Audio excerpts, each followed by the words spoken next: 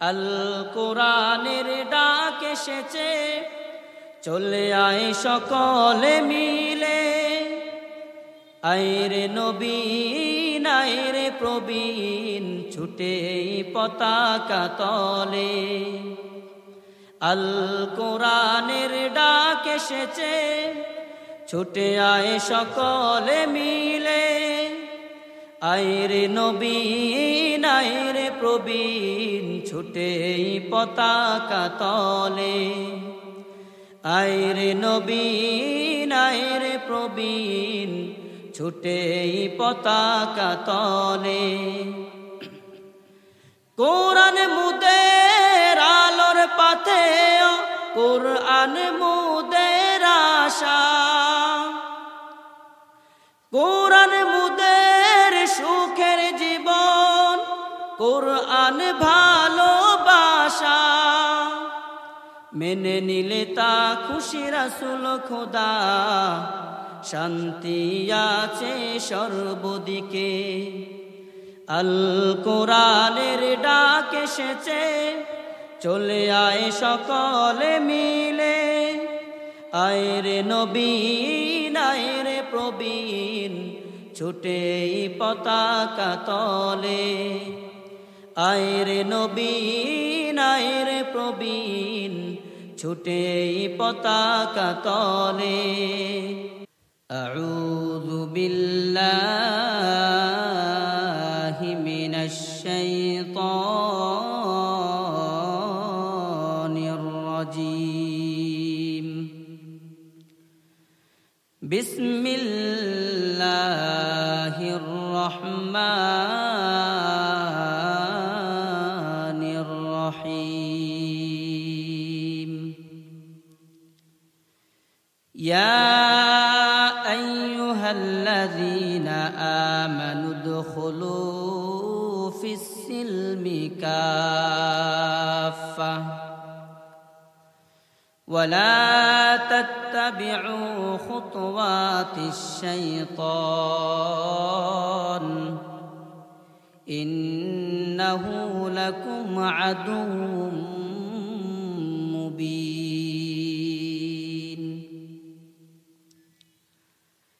وقال النبي صلى الله عليه وسلم تركت فيكم أمرين لن تضلوا ما تمسكتم بهما كتاب الله وسنة رسوله أو كما قال النبي عليه الصلاة والسلام. سبحانك لا علم لنا إلا ما علمتنا إنك أنت العليم الحكيم. رب اشرح لي صدري ويسر لي أمري واحلل عقدة من لساني يفقه قولي. اللهم صل على محمد وعلى آل محمد كما صليت على إبراهيم وعلى آل إبراهيم إنك حميد مجيد.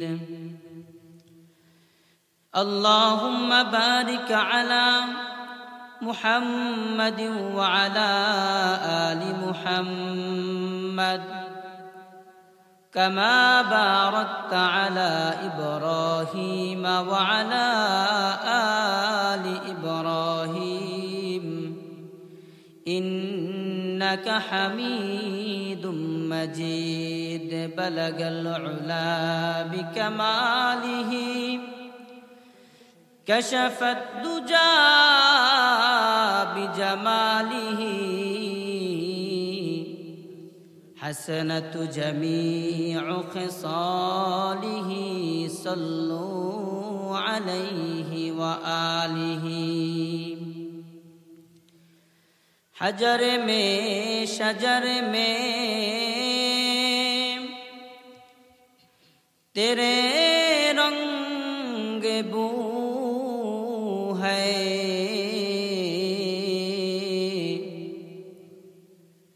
हजर में शजर में तेरे रंग बू है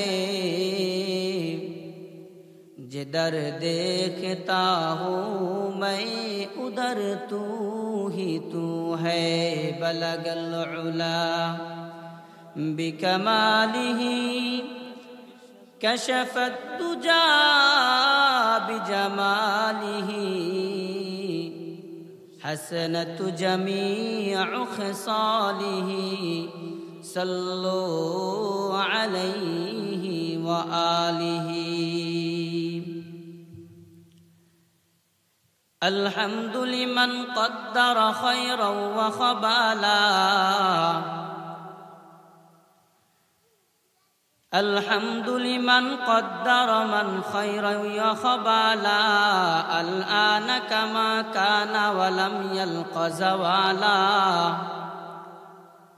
الآن كما كان ولم يلق زوالا لا ضد ولا ند ولا حد لمولى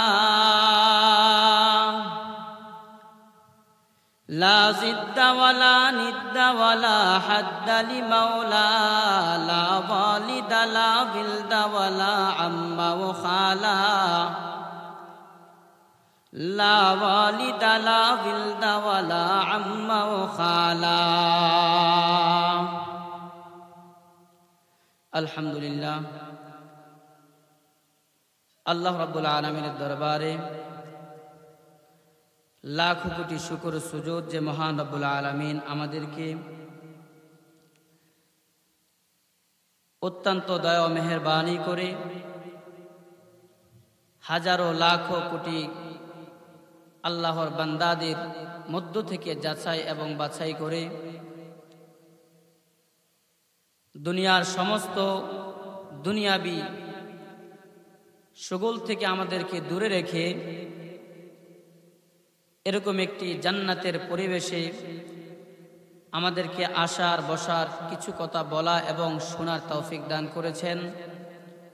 এজন্য সকলেই অন্তরস্থল থেকে সুউচ্চ আওয়াজে একবার কালিমাতুশ শুকর আদায় করি, বলি আলহামদুলিল্লাহ।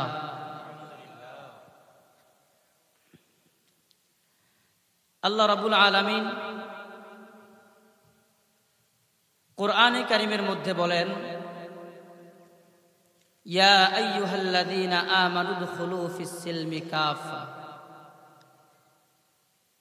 আল্লাহ তাআলা বলেন, হে ঈমানদারেরা, উদখুলু ফিস সিলমি কাফা, তোমরা পরিপূর্ণভাবে ইসলামের মধ্যে প্রবেশ করো। এখানে একটা আশ্চর্যের বিষয় হলো, ঈমানদারদেরকে আল্লাহ তাআলা কেন ইসলামের দাওয়াত দিচ্ছেন? আমরা একটা বিষয় জানি, প্রত্যেকে আমরা নিজেকে মুমিন, প্রত্যেকে আমরা নিজেকে মুসলিম বলে দাবি করি। আসলে মুমিন আর মুসলিম বিষয়টা একেবারে এক বিষয় নয়। ঈমানদার বলা হয় কেউ যদি কালিমা পড়ে, আল্লাহ তাআলার কুরআন, আল্লাহ তাআলার যত প্রেরিত নাজিলকৃত গ্রন্থসমূহ রয়েছে, কোরআন সহ সমস্ত গ্রন্থসমূহের উপরে ঈমান এনেছে, আল্লাহ তাআলার প্রতি ঈমান এনেছে, আল্লাহর হাবিব সাল্লাল্লাহু আলাইহি সাল্লামের প্রতি ঈমান এনেছে, কিয়ামত দিবসের প্রতি ঈমান এনেছে, ভালো মন্দ তাকদীরের উপর ঈমান এনেছে, এবং আমরা একদিন পুনরায় আল্লাহ তাআলার নিকট উঠতে হবে, সে পুনরুত্থানের দিনের প্রতি ঈমান এনেছে। এই 6টা বিষয়ের উপর ঈমান যারা এনে ফেলেছে তাদেরকে বলা হয় মুমিন। তাদেরকে কি বলা হয়? মুমিন। এখন মুমিনের আল্লাহর হাবিব তো বলেছেন, মান ক্বালা লা ইলাহা ইল্লাল্লাহ দাখালাল জান্নাহ। যে ব্যক্তি বলবে লা ইলাহা ইল্লাল্লাহ, সে জান্নাতে প্রবেশ করবে। ঈমানদার আর মুসলিম, মুমিন আর মুসলিম এক জিনিস নয় কেন? আমাদের সমাজের মধ্যে দেখবেন নামাজ যদিও না পড়ে, হজ যদি ফরজ হয় নাও করে, নেশাব পরিমাণ সম্পদের মালিক যাকাত নাও দেয়, রমজান মাসে 30টি রোজার 1টি রোজাও রাখে না। এরকম ভাবে ইসলামের আরো আনুষঙ্গিক অনেক বিধিবিধান রয়েছে, যে সমস্ত বিধিবিধানগুলোর প্রতি তার কোনো আগ্রহ নেই, কোনো আমল নেই। কিন্তু সমাজের মধ্যে বড় গলা ইমানদার দাবি করনেওয়ালা এরকম ব্যক্তি আছে কি নাই বলেন তো জোরে? নামাজ পড়ে না, রোজা রাখে না, হজ করে না, যাকাত দেয় না, রমজানের রোজা রাখে না, কুরবানি করে না, আনুষঙ্গিক আরো যত ইবাদত আছে কোন ইবাদতের প্রতি কোনো ভ্রুক্ষেপ করে না, তারপরেও নিজেকে ইমানদার দাবি করে। এমন ইমানদার আছে না নাই জোরে বলেন? এজন্য আল্লাহ তাআলা ইমানদারদেরকে কুরআনের পরতে পরতে বয়ান করতেছেন। আল্লাহ রাব্বুল আলামিন বলেন, ইয়া আইয়ুহাল্লাযীনা আমানু দুখুলু ফিস-সিলমি কাফা। হে ঈমানদারেরা, তোমরা আল্লাহ তাআলার ঈমান যখন এনেছো, ঈমান আনার পরে নিজেকে আল্লাহ তাআলার দরবারে সঁপে দিতে হবে। নিজের গর্দানটাকে আল্লাহ তাআলার কুদরতি পায়ের মধ্যে ঝুঁকিয়ে দিতে হবে। এজন্য তোমরা তোমাদের পরিচয়টাকে মুসলিম বানিয়ে নাও। আল্লাহ তাআলা বলেন, ইয়া আইয়ুহাল্লাযীনা আমানু দুখুলু ফিস-সিলমি কাফা। হে ঈমানদারেরা, তোমরা পরিপূর্ণভাবে ইসলামের মধ্যে প্রবেশ করো। ওয়ালা তাত্তাবিউ খুতুওয়াতিশ শাইতান। এবং তোমরা শয়তানের পদাঙ্ক অনুসরণ করিও না। ইন্নাহু লাকুম আদুউম মুবিন। কেন শয়তানের পদাঙ্ক অনুসরণ করবে না? আল্লাহ তাআলা বলেন, ইন্নাহু লাকুম আদুউম মুবিন। নিশ্চয় এই শয়তান, এই মরদুদ তোমাদের প্রকাশ্য দুশমন। শয়তান আমাদের কি? প্রকাশ্য দুশমন। এজন্য আল্লাহ রাব্বুল আলামিন কোরআনের পরতে পরতে আয়াতে সূরার মধ্যে ঈমানদারদেরকে বয়ান করে করে বলতেছেন, ইয়া আইয়ুহাল্লাযীনা আমানুত্তাকুল্লাহা ওয়া কুলু কাওলান সাদীদা। আল্লাহ তাআলা বলেন, হে ঈমানদার, আমানুত্তাকুল্লাহ, আল্লাহ তাআলাকে ভয় করো।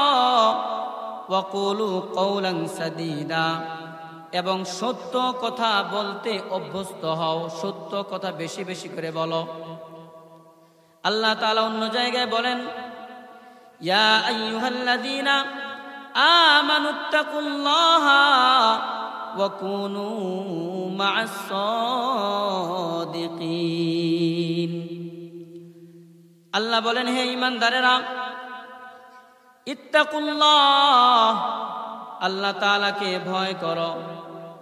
ওয়া কুলু মা'আস সাদিকিন, এবং সাদিকিন যারা, সত্যবাদী যারা, তাদের অন্তর্ভুক্ত হয়ে যাও, তাদের সাথী হয়ে যাও।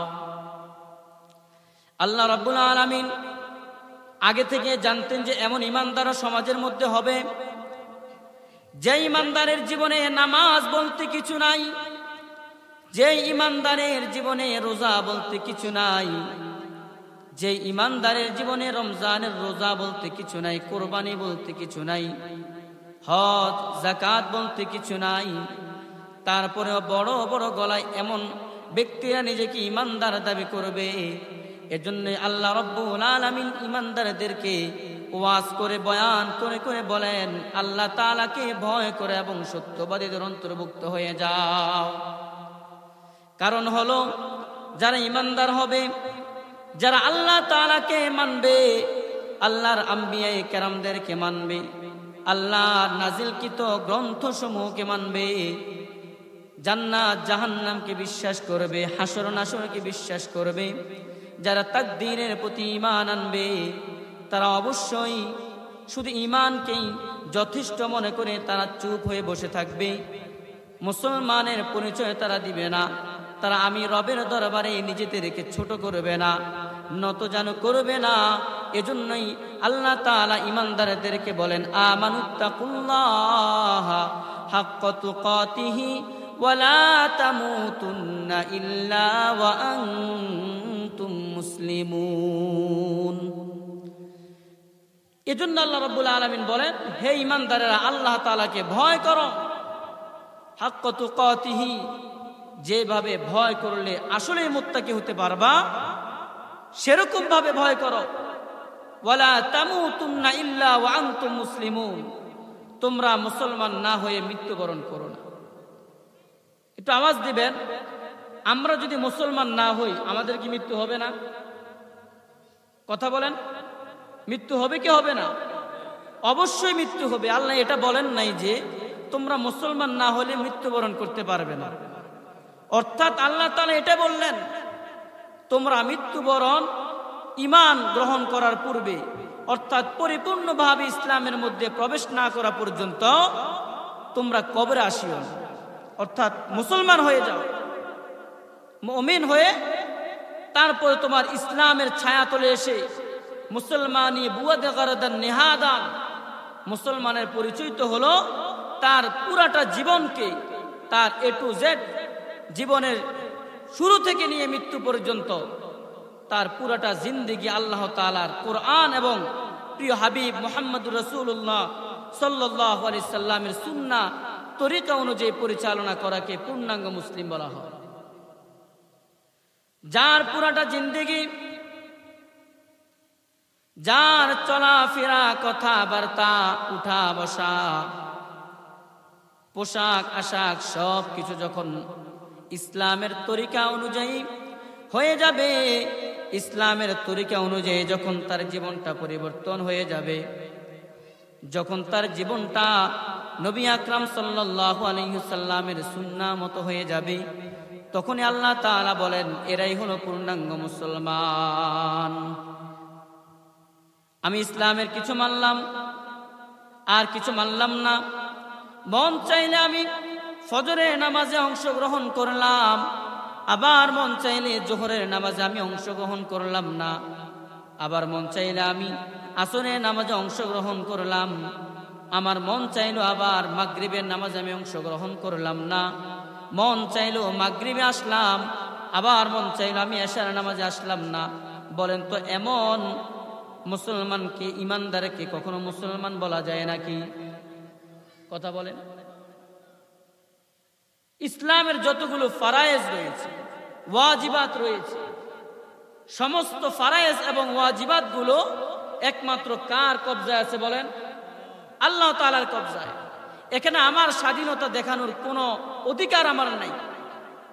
শুধু আমি যদি স্বাধীনতা দেখাতে চাই, তাহলে যে সমস্ত বিধানগুলো মুবাহ জায়েজ পর্যায়ে, যে সমস্ত বিধানগুলি মুস্তাহাব পর্যায়ে, শুধুমাত্র জায়েজ এবং মুস্তাহাব পর্যায়ের ইবাদতগুলোতে আমি আমার মন খাটাতে পারবো। চাইলে আমি ইবাদত করলাম, চাইলে আমি ছেড়ে দিলাম।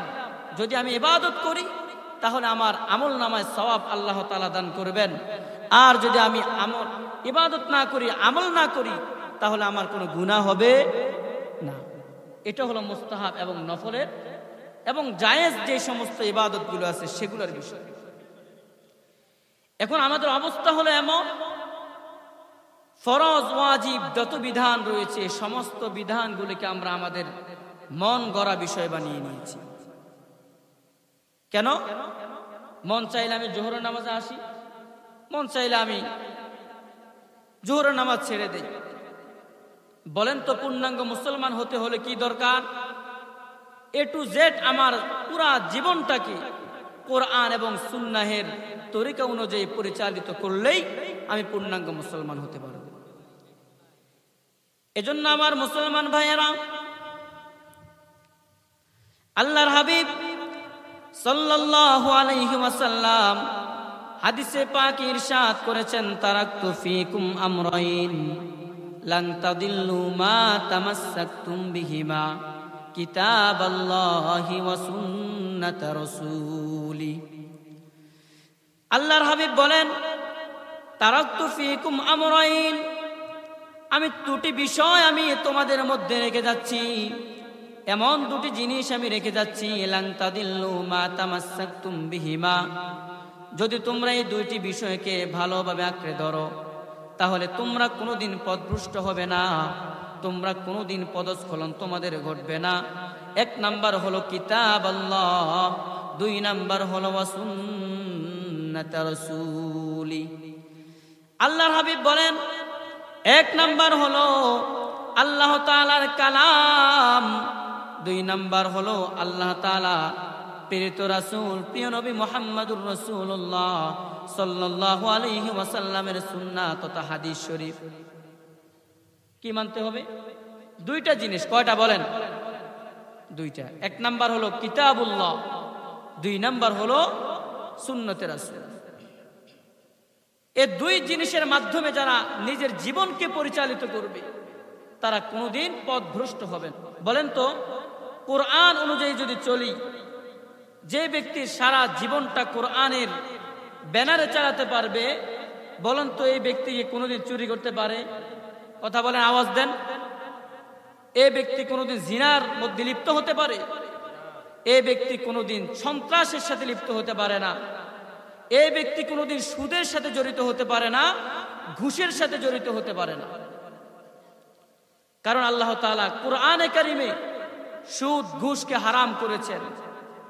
তো যে কোরআন মানবে অটোমেটিকলি তার জীবনটা কোরআনের তরিকা অনুযায়ী হয়ে যাবে। এজন্য আমাদের জীবন আদর্শ আমরা একমাত্র কার অনুসরণ করব? জোরে আওয়াজ দিয়ে বলবেন, প্রিয় নবী মুহাম্মদুর রাসূলুল্লাহ সাল্লাল্লাহু আলাইহি সাল্লামের অনুসরণ করব। জোরে বলেন, কার অনুসরণ করব? প্রিয় নবী মুহাম্মদুর রাসূলুল্লাহ সাল্লাল্লাহু আলাইহি ওয়াসাল্লামের অনুসরণ করব। কেননা আল্লাহ তাআলা কুরআনে কারীমের মধ্যে বলেছেন, লাকাদ কানা লাকুম ফি রাসূলিল্লাহি উসওয়াতুন হাসানাহ। আল্লাহ রাব্বুল আলামিন বলেন, তোমাদের জন্য উত্তম আদর্শ, তোমরা যাকে অনুসরণ করে চলবে, নিজের ব্যক্তিগত জীবন, নিজের পারিবারিক জীবন, নিজের রাজনৈতিক জীবন, নিজের দলীয় জীবন, নিজের সর্ব সেক্টরে যতগুলো আমাদের জীবন আমরা যতভাবে পরিচালিত করি, প্রত্যেকটা সেক্টরে যদি আমরা আল্লাহর হাবিবের সুন্নাহ অনুযায়ী চলি তাহলে আমরা নবীর আদর্শের মধ্যে চলতে পারবো। ঠিক কি ঠিক না বলেন? আল্লাহ তাআলা বলেন, লাকাদ কানা লাকুম ফি রাসূলিল্লাহি উসওয়াতুন হাসানাহ, তোমাদের জন্য প্রিয় নবী মুহাম্মদুর রাসূলুল্লাহ সাল্লাল্লাহু আলাইহি ওয়াসাল্লামের মধ্যে উত্তম আদর্শ আল্লাহ তাআলা রেখে দিয়েছেন। দুনিয়াতে সমস্ত আদর্শগুলো নাপাক, দুনিয়াতে কার্ল মার্ক্সের আদর্শ নাপাক, দুনিয়াতে মাওসুদের আদর্শ নাপাক, দুনিয়াতে লেনিনের আদর্শ নাপাক, দুনিয়াতে সমস্ত বিশ্বের উন্নত বিশ্বের সমস্ত সংস্কৃতি এবং তাদের রাষ্ট্রনীতিগুলো সবগুলো নাপাক। একমাত্র আমার আপনার প্রিয় নবীর আদর্শই হলো পাক। এবং প্রিয় নবীর উপরে যে কুরআন নাজিল আল্লাহ তাআলা করে দিয়েছেন, সেই কুরআনের বিধানটাই হলো একমাত্র পাক। ঠিক কিনা জোরে বলেন? তাহলে যেই ব্যক্তি কোরআনের ছায়াতলে কোরআন সুন্নাহ অনুযায়ী যার জীবন পরিচালিত করবে, সে ব্যক্তি সিরাতে মুস্তাকিমের উপরে থাকবে। কিসের উপরে বলেন? আমরা দোয়া করি না সূরা ফাতিহার মধ্যে 5 ওয়াক্ত নামাজ, নওয়াফিল নামাজ, সুন্নাত, ওয়াজিবাত, যে কোনো নামাজের প্রত্যেক রাকাতের কোন রাকাতে সূরা ফাতিহা পড়তে হয় না বলেন তো? সব রাকাতে পড়তে হয় না? এর মধ্যে একটা আয়াত আছে ইহদিনাস সিরাতাল মুস্তাকিম, এটা কিন্তু দোয়া। এটা কি দোয়া? আমরা 5 ওয়াক্ত নামাজের প্রত্যেক রাকাতে আমরা আল্লাহ তাআলার কাছে দোয়া চাই, হে আল্লাহ আমাদেরকে সহজ সরল সঠিক পথ আমাদেরকে দেখাও। বলি কি বলি না বলেন? মুসলমানরা সব সময় আল্লাহ তাআলার কাছে ইহদিনাস সিরাতাল মুস্তাকিম বলে আল্লাহ তাআলার কাছে সিরাতে মুস্তাকিম, জান্নাতে যাওয়া সহজ সরল পথ পাওয়ার জন্য আল্লাহ তাআলার কাছে দোয়া করে। কিন্তু এমন পুরা কপাল্লা মুসলমান, আল্লাহ তাআলার কাছে দোয়া করার পরে গিয়ে মাজারে কপাল ঠেকায় এমন ব্যক্তি আছে না নাই? কথা বলেন তো। কোরআন তেলাওয়াত করলাম, সূরা ফাতিহা তেলাওয়াত করলাম, 5 ওয়াক্ত নামাজ আল্লাহ তাআলার কাছে আমরা সিরাতে মুস্তাকিমের দোয়া করি, ইয়্যাকা না'বুদু ওয়া ইয়্যাকা নাস্তাঈন, হে আল্লাহ আমরা একমাত্র আপনার নিকটে আমরা সাহায্য চাই, সাহায্য প্রার্থনা করছি। কার কাছে চাই বলেন? আল্লাহর কাছে। কিন্তু আমরা কি করি? নামাজ পড়ি 5 ওয়াক্ত, সূরা ফাতিহাও তেলাওয়াত করি এবং সূরা এই ফাতিহার আয়াতের মাধ্যমে আমরা আল্লাহ তাআলার কাছে সিরাতে মুস্তাকিমের দোয়া করি এবং সাহায্যে প্রার্থনা করি। তারপরে আবার মাজারে গিয়ে কেন আমরা কপাল ঠেকাই? এজন্য আমার ভাইয়েরা, আল্লাহ তাআলার কাছে বেশি বেশি দোয়া করতে হবে এবং কোরআনে পাককে আমরা আমাদের জীবন আদর্শ হিসেবে গ্রহণ করতে হবে। কারণ হলো আল্লাহ রাব্বুল আলামিন এই পৃথিবীর জমিনে যত কালাম আল্লাহ তাআলা যতগুলো গ্রন্থ দুনিয়াতে পাঠিয়েছেন, সকল গ্রন্থগুলোকে আল্লাহ তাআলা নির্দিষ্ট একটা সময় পর্যন্ত তার বিধান পরিচালিত রেখেছেন। অথবা যেই গ্রন্থ দিয়ে যেই নবীকে, যেই আম্বিয়ায়ে কেরামকে, যেই রাসূলদেরকে দুনিয়াতে আল্লাহ তাআলা পাঠিয়েছেন, তারা যতদিন জমিনের মধ্যে জীবিত ছিল ততদিন পর্যন্ত ওই গ্রন্থ, ওই আল্লাহ তাআলার পাঠানো কিতাবের আইন চালু ছিল। কিন্তু যখন সমস্ত আম্বিয়ায়ে কেরাম চলে গেলেন, সমস্ত গ্রন্থগুলো রহিত হয়ে গেল। কারণ রহিত হওয়ার একটাই মাত্র কারণ, আল্লাহ তাআলা কোরআনে কালিমকে আল্লাহ তাআলা নাজিল করে দেওয়ার পরেই আল্লাহ তাআলা কোরআনে পাকের মধ্যে ইরশাদ করেছেন, ইন্নাদ-দীনা ইনদাল্লাহিল ইসলাম। আল্লাহ তাআলা বলেন, নিশ্চয় আল্লাহ তাআলার নিকটে সবচেয়ে গ্রহণযোগ্যনীয় ধর্ম এবং সবচেয়ে পছন্দনীয় ধর্ম হলো ইসলাম। জোরে বলেন কোন ধর্ম? আরো জোরে বলেন কোন ধর্ম? ইসলাম চলে আসার পরে আর কোন ধর্মের উপর আমল করা যায় না, আর কোন ধর্মের অনুকরণ করা যায় না, আর কোন ধর্মের অনুসারী হওয়া যায় না, কোন গ্রন্থের অনুসারী হওয়া যাবে না। কারণ আল্লাহ তাআলা অন্যান্য গ্রন্থগুলোকে দুনিয়ার জমিন থেকে রহিত করে দিয়েছেন, একমাত্র কোরআনে পাক আল্লাহ তাআলার এই কালামে পাককে দুনিয়াতে অবশিষ্ট রেখেছেন। আল্লাহ তাআলা এটা কেমন কোরআন হিসেবে পাঠালেন? আল্লাহ রাব্বুল আলামিন বলেন, আলিফ লাম মিম যালিকাল কিতাবু লা রাইবা ফীহি হুদাল লিল মুত্তাকিন। আল্লাহ রাব্বুল আলামিন বলেন, যালিকাল কিতাব, ওই কিতাব। কোন কিতাব বলেন? ওই কিতাব। এখানে জালিকা শব্দ বলছেন। কি বলছেন বলেন? জালিকা। যারা সৌদি আরব ঘুরে আসছেন তারা বুঝবেন, জালিকা, তিলকা, হাজিহি, হাজা, এই সমস্ত ইসমে ইশারা ইঙ্গিত সূচক বাক্যগুলোকে জালিকা বা তিলকা শব্দটা দূরের জিনিসকে বোঝানোর জন্য বুঝে। কোন জিনিস বলেন? দূরবর্তী জিনিস। আর হাজা, হাজিহি, এই ইসমে ইশারা ইঙ্গিত সূচক বাক্য শব্দ দ্বারা কাছের জিনিসকে বোঝানো হয়। কোন জিনিস বলেন? কাছের জিনিস। আমার ভাইয়েরা, আল্লাহ রাব্বুল আলামিন যালিকাল কিতাবু লা রাইবা ফীহি, জালিকা শব্দ এই জন্য ব্যবহার করেছেন, আমাদের কাছে যে গ্রন্থ রয়েছে, যে কোরআন রয়েছে, এটা মূলত মূল কোরআন নয়, এটা হলো মূল কোরআনের ফটোকপি। কি বলেন? এটা হলো মূল কোরআনের ফটোকপি। আল্লাহ তাআলা বলেন, বাল হুয়া কুরআনুম মাজিদুন ফি লাওহিম মাহফুজ। আল্লাহ তাআলা যে মূল কোরআন, সেটা লাওহে মাহফুজে সংরক্ষিত আছে। কোথায় বলেন? এই যে আপনার কাছে যেই কাগজ আর কালির মাধ্যমে যে কোরআনটা আমাদের কাছে আছে, এই কোরআনটা চাইলেই তো মানুষ পুড়িয়ে দিতে পারে, ঠিক না বলেন? চাইলে পানিতে ফেলে দিলে পানির সাথে মিশে যেতে পারে। তবে হ্যাঁ, যদি বেয়াদবিমূলক, যদি আল্লাহ তাআলার এই কালামের সাথে বিদ্বেষমূলক কেউ আচরণ করে, আল্লাহ তাআলা কোরআনকে কখনোই ধ্বংস করবেন না, বরং যে কোরআনকে ধ্বংস করতে আসবে ওই ব্যক্তি নিজেই ধ্বংস হয়ে যাবে। ঠিক কিনা? জোরে বলেন। দেখেন নাই আমেরিকাতে ক্যালিফোর্নিয়া আর লস অ্যাঞ্জেলেসের মধ্যে আগুন লাগছে না? বলেন, লাগছে কিনা বলেন? হাজার হাজার কিলোমিটার জায়গা জ্বলে পুড়ে আঙ্গার হয়ে গেছে, ভস্ম হয়ে গেছে, ছাই হয়ে গিয়েছে। কিন্তু অলৌকিকভাবে একটি মসজিদ, তার ধার প্রান্ত আগুন পৌঁছায় নাই। সুবহানাল্লাহ বলবেন না? বলেন আল্লাহু আকবার, জোরে বলেন। এটা আপনারা খবর পান নাই যে সব জ্বলে পুড়ে ছাই, কিন্তু আল্লাহ তাআলার ঘর অবশিষ্ট আছে, আগুন তার ধারে কাছেও যায় না। এবং এই খবর এসেছে যে অনেকগুলো বাড়ি পুড়ে ছাই হয়ে গেছে, একটা বাড়ির মধ্যে কোরআন ছিল, সেই কোরআন থাকার বদৌলতে ওই ঘরটাও আগুন থেকে মুক্ত হয়ে গেছে। তাহলে কিসের কারামত এটা বলেন? কোরআনের কারামত, এটা কোরআনের পাওয়া। এজন্য তো আল্লাহ রাব্বুল আলামিন বলেন, ইন্না নাহনু নাযালনা যিকরা ওয়া ইন্না লাহু লাহাফিজুন।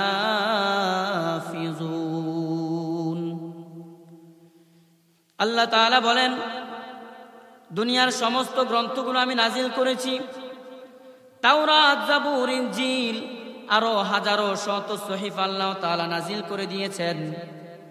কিন্তু কোন গ্রন্থের ব্যাপারে আল্লাহ তাআলা নিজে দায়িত্ব নিয়েছেন এই কথা বলেন নাই।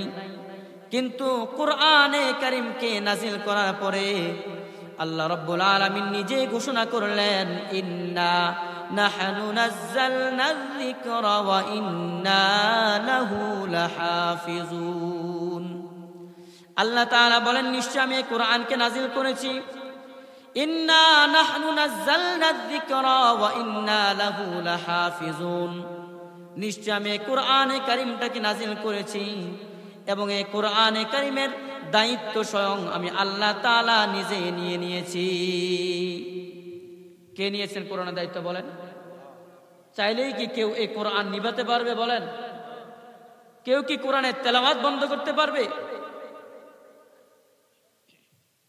নবী করিম সাল্লাল্লাহু আলাইহি সাল্লামের জামানায় যখন আমার আপনার প্রিয় নবী মুহাম্মাদুর রাসূলুল্লাহ সাল্লাল্লাহু আলাইহি ওয়াসাল্লাম কোরআনের দাওয়াত নিয়ে কাফেরদের ধারে ধারে যেতেন, কোরআনের তেলাওয়াত শোনানোর জন্য যেতেন, তখন কাফের সম্প্রদায় বলতো, তোমরা মুহাম্মদ যখন কোরআনের তেলাওয়াত করবে, মুহাম্মদ যখন কোরআনের দাওয়াত দিবে, তখন তোমরা এই কোরআনের মজলিসের মধ্যে, তোমরা কোরআনের তেলাওয়াতের মধ্যে তোমরা বাধাগ্রস্ত করবে, যাতে করে তোমরা লাআল্লাকুম তাগলিবুন, যাতে করে তোমরা বিজয় হতে পারো, তোমরা তাদের উপরে তোমরা বিজয় লাভ করতে পারবে।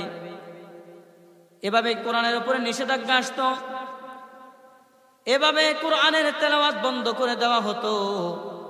বলেন তো দেখি, ওই আবু জাহেলের জামানা থেকে নিয়ে শুরু করে এই আজকের এই সময়কাল পর্যন্ত এই কোরআনকে নিভিয়ে দেওয়ার চেষ্টা আমার এই পৃথিবীর মধ্যে হয়েছে কি হয় নাই? জোরে বলেন, হয় নাই? অবশ্যই হয়েছে। একটু আওয়াজ দিয়ে বলবেন, এই চেষ্টায় যারা চেষ্টা করেছে তারা কি সফল হয়েছে নাকি ব্যর্থ? কথা বলেন। সফল নাকি ব্যর্থ? অবশ্যই ব্যর্থ। কারণ এই কোরআনের দায়িত্ব কোনো মানুষকে দেওয়া হয় নাই। এই কোরআনের দায়িত্ব, হেফাজতের দায়িত্ব স্বয়ং রাসূলকেও দেওয়া হয় নাই, বরং এই কোরআনের দায়িত্ব স্বয়ং আল্লাহ রাব্বুল আলামিন নিয়েছেন। কে নিয়েছেন বলেন? এজন্য আমাদেরকে কোরআনের ছায়াতলে আসতে হবে। কোথায় আসতে হবে? কোরআনের ছায়াতলে আসতে হবে। এবং আমাদের যে সমস্ত মুসলমান ভাইয়েরা, আমাদের যে সমস্ত ইমানদার ভাইয়েরা কোরআন এবং সুন্নাহের কাজ থেকে দূরে সরে গিয়েছে, তাদেরকে আমাদের কোরআনের দিকে আহ্বান করতে হবে। কোথায় আহ্বান করতে হবে বলেন? কোরআনের দিকে। আল কোরআনের ডাক এসেছে, চলে আয় সকলে মিলে, আইরে নবীন আইরে প্রবীণ, ছুটে পতাকা তলে। আল কোরআনের ডাক এসেছে, ছুটে আয় সকলে মিলে, আইরে নবীন আইরে প্রবীণ, ছুটে পতাকা তলে। আইরে নবীন আইরে প্রবীণ, ছুটে পতাকা তলে। কোরআন মুদের আলোর পাথে, কোরআন মুদের আশা, কোরআন মুদের সুখের জীবন, কোরআন ভালোবাসা। মেনে নিলে তা খুশি রাসূল খোদা, শান্তি আছে সর্বদিকে। আল কোরআনের ডাক এসেছে, চলে আয় সকলে মিলে, আইরে নবীন আইরে প্রবীণ, ছুটে পতাকা তলে। আইরে নবীন আইরে প্রবীণ, ছুটে পতাকা তলে। আসা যাবে কোরআনের পতাকা তলে? জোরে বলেন। আবার আমাদের যে সমস্ত ভাইয়েরা কোরআনের ছায়া, কোরআনের পতাকা থেকে দূরে, তাদেরকে আহ্বান করা যাবে তো ইনশাআল্লাহ? চেষ্টা করে যেতে হবে। আস-সা'য়ু মিন্না ইতমামু মিনাল্লাহ। আমাদের কাজ হলো চেষ্টা করা। আমাদের কাজ কি বলেন? চেষ্টা করা। কবুল করার মালিক কে বলেন? আল্লাহ তাআলা। আমার মুসলমান ভাইয়েরা, আল্লাহর নবী তিনার চাচা যখন মৃত্যু শয্যায় কাতরাচ্ছে, মৃত্যুবরণ করবে ভাব, তখন তিনি তার শিয়রে বসে বসে কালিমার তালকিন দিচ্ছেন। ধীরে ধীরে কালিমার তালকিন দিচ্ছেন। আর নবীর চাচা বলল, না না না, আমি আল্লাহকেও বিশ্বাস করি, তোমাকেও বিশ্বাস করি, কিন্তু কালিমা গ্রহণ করে আমি আমার বাপ দাদার ধর্মের মধ্যে চুন কালি দিয়ে দুনিয়া থেকে বিদায় হতে পারবো না। আল্লাহ নবী বললেন, লা ইলাহা ইল্লাল্লাহ মুহাম্মাদুর রাসূলুল্লাহ। কালিমার দুইটা অংশ। কয়টা অংশ বলেন? একটু আওয়াজ দিয়ে বলেন কয়টা অংশ? একটা হলো লা ইলাহা ইল্লাল্লাহ, আরেকটা হলো মুহাম্মাদুর রাসূলুল্লাহ। আল্লাহর হাবিব বলেন, আপনি কালিমা পড়েন, তবে হ্যাঁ অর্ধেক কালিমা পড়েন, লা ইলাহা ইল্লাল্লাহ পর্যন্ত পড়েন, মুহাম্মাদুর রাসূলুল্লাহ পড়া লাগবে না। এতটুকু যদি পড়েন, কাল হাসরের ময়দানে আমি আল্লাহ তাআলার দরবারে আপনার নাজাতের জন্য আমি সুপারিশ করব। কি করব? নাজাতের জন্য সুপারিশ করব।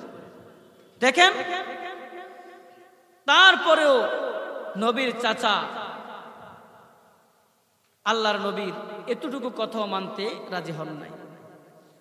হেদায়েত কার হাতে? কথা বলেন, কার হাতে? তখনই আল্লাহ রাব্বুল আলামিন আল্লাহর নবীকে কোরআনে কারিমের আয়াত নাজিল করে দিয়ে বললেন, ইন্নাকা লা তাহদি মান আহাবাবতা। হে নবী, আপনি যাকে ভালোবাসেন, যাকে মহব্বত করেন, যাকে অন্তরঙ্গ ভালোবাসা দিয়েছেন আপনি, চাইলেই আপনি তাকে হেদায়েত দিতে পারবেন না। কি দিতে পারবেন না বলেন? চাইলেই হেদায়েত দিতে পারবেন না। অতএব আপনি দ্বীনের দাওয়াত দিয়ে যান, কালিমার দাওয়াত দিয়ে যান। অতএব আল্লাহ তাআলা আপনার এই দ্বীনি মেহনতটাকে কবুল করবেন। যার কপালে আল্লাহ তাআলা হেদায়েত রেখে দিয়েছেন, আল্লাহ তাআলা একমাত্র তাকেই হেদায়েত দান করবেন, এছাড়া অন্য কাউকে হেদায়েত দান করা হবে না। এজন্য আমাদের জীবন বিধান কি বলেন? কোরআন হলো আমাদের জীবন বিধান। এই কোরআনে কারিমটাকে এ টু জেড কোরআনের বিসমিল্লাহর বা থেকে নিয়ে শুরু করে সূরা নাসের সিন পর্যন্ত আমাদেরকে কোরআনের উপরে আমল করতে হবে। কোরআনটাকে আমাদের জীবন গ্রন্থ হিসাবে গ্রহণ করে নিতে হবে। কারণ হলো এই গ্রন্থটা হলো এমন একটা গ্রন্থ, যে গ্রন্থের দ্বিতীয় কোনো গ্রন্থ, যে কালামের সাথে কম্পিটিশন করার কোনো সুযোগ নাই, যে কোরআনটার সাথে টেক্কা দিবে এমন কোন গ্রন্থ আজও পর্যন্ত পৃথিবীর জমিনে আজও পর্যন্ত কেউ লিখতে পারে নাই। কারণ আল্লাহ তাআলা সার্টিফাই করে দিয়েছেন, যালিকাল কিতাবু লা রাইবা ফীহি হুদাল লিল মুত্তাকিন। আল্লাহ তাআলা বলেন এটা হলো এমন একটা গ্রন্থ, লা রাইবা ফীহি, যে গ্রন্থের মধ্যে কোনো সন্দেহ নাই। মুফাসসিরিনে কেরামরা বলেছেন সন্দেহ তো দূরের কথা, সন্দেহের লেশ মাত্র অবকাশ পর্যন্ত এই কোরআনে কারিমের মধ্যে নাই। যখন আল্লাহর নবী কাফের সম্প্রদায়ের কাছে কোরআনের দাওয়াত নিয়ে যেতেন, কি নিয়ে যেতেন? কোরআনের দাওয়াত নিয়ে যেতেন, তখন কাফের সম্প্রদায় বলতো এই কালামে পাকের তেলাওয়াত মুহাম্মদ যে করছে এটা আল্লাহর কালাম না, এটা হলো মুহাম্মদের নিজের বানানো লিখিত কালাম। নাউজুবিল্লাহ বলেন। এটা কার কালাম বলেন? এটা হলো আল্লাহ তাআলার কালাম। অথচ কাফের সম্প্রদায় বলে এটা নবীর নিজের বানানো কথা। কেন এই কথা বলল? কাফের সম্প্রদায় জানতো আল্লাহর নবী একজন সাহিত্যিক এবং একজন বালাগাত সম্পূর্ণ ব্যক্তি। আল্লাহর নবী সাহিত্য জানতেন, আরবি ভাষার পণ্ডিত ছিলেন। এজন্য তারা মনে করছে রাত্রি বেলা মুহাম্মদ এই কোরআনটাকে বানায় আর লিখে, আর দিনের বেলা আমাদের কাছে কোরআনের দাওয়াত দেয়, কোরআনের তেলাওয়াত করে। তখন আল্লাহর নবী তো তাদেরকে কোনোভাবেই বুঝাতে পারছেন না। তখন আল্লাহ রাব্বুল আলামিন কোরআনে কারিমের মধ্যে আয়াত নাজিল করে দিয়ে তিনি চ্যালেঞ্জ ছুড়ে মারলেন। আল্লাহ রাব্বুল আলামিন বলেন, ওয়া ইন কুনতুম ফি রাইবিম মিম্মা নাযালনা আলা আবদিনা ফাতু বিসূরাতিম মিন মিসলিহি ওয়াদউ শুহাদাআকুম মিন দুনিল্লাহি ইন কুনতুম সাদিকিন। আল্লাহ রাব্বুল আলামিন বলেন, ওয়া ইন কুনতুম ফি রাইবিম মিম্মা নাযালনা আলা আবদিনা। কাফের সম্প্রদায়কে আল্লাহ রাব্বুল আলামিন বলেছেন, ওয়া ইন কুনতুম ফি রাইবিম মিম্মা নাযালনা আলা আবদিনা, যদি তোমাদের কাহারো আমি যেই কোরআন, যেই গ্রন্থ আমার বান্দা মুহাম্মদের উপর আমি নাজিল করেছি, এই গ্রন্থের ব্যাপারে যদি তোমাদের কোনো সন্দেহ সংশয় থেকে থাকে, তাহলে তোমরা অনুরূপ কোন সূরা তোমরা আমি আল্লাহর দরবারে বানিয়ে নিয়ে আসো। কি করো? সূরা বানাও, আয়াত বানাও। ইন কুনতুম সাদিকিন, যদি তোমরা সত্যবাদী হয়ে থাকো তাহলে তোমরা কোরআনে একটা আয়াত বানিয়ে দেখাও, একটি সূরা বানিয়ে দেখাও। বলেন তো আল্লাহ তাআলার এই চ্যালেঞ্জের মোকাবেলা করার মতো শক্তি কি পৃথিবীতে কারো আছে? কথা বলেন। তারপরও কাফের সম্প্রদায় এতটাই বেহায়া, এতটাই বেলাজা, তারা চ্যালেঞ্জ গ্রহণ করে সূরা বানাইছে। কি বানাইছে? একটা সূরা বানাইছে। সূরা বানাইছে কি? সূরা ফিল রে নকল করছে। আল ফিল মাল ফিল ওমা আদরাকা মাল ফিল। সুবহানাল্লাহ বলেন। সুবহানাল্লাহ। আল ফিল মাল ফিল ওমা আদরাকা মাল ফিল। আমরা পড়ি না আলাম তারা কাইফা ফাআলা রাব্বুকা বিআসহাবিল ফিল, এই সূরা ফিলকে নকল করে বানাইছে আল ফিল মাল ফিল ওয়া মা আদরাকা মাল ফিল, তাদের মাথা বানাইছে। এটাকে সূরা বলেন? এটার কোনো অর্থ নাই, কোনো মাফহুম নাই, কোনো মওযু নাই, কোনো বিষয়বস্তু নাই। তবে আল্লাহ তাআলার কাছে চ্যালেঞ্জ গ্রহণ করে এটা সূরা বানাইছে। তখন আল্লাহ রাব্বুল আলামিন বলেন, فَإِن لَّمْ تَفْعَلُوا وَلَن تَفْعَلُوا فَاتَّقُوا النَّارَ الَّتِي وَقُودُهَا النَّاسُ وَالْحِجَارَةُ। আল্লাহ তাআলা বললেন, فَإِن لَّمْ تَفْعَلُوا, যদি তোমরা না পারো, যদি তোমরা আমার চ্যালেঞ্জের মোকাবেলা করতে না পারো, ওয়ালান তাফআলু, হ্যাঁ এবং কখনোই তোমরা পারবে না, ফাত্তাকুন নারাল্লাতী ওয়াকুদুহান নাস ওয়াল হিজারা, অতএব তোমরা এরকম ফাজলামি বাটপারি চিটারি না করে তোমরা আল্লাহ তাআলাকে ভয় করো।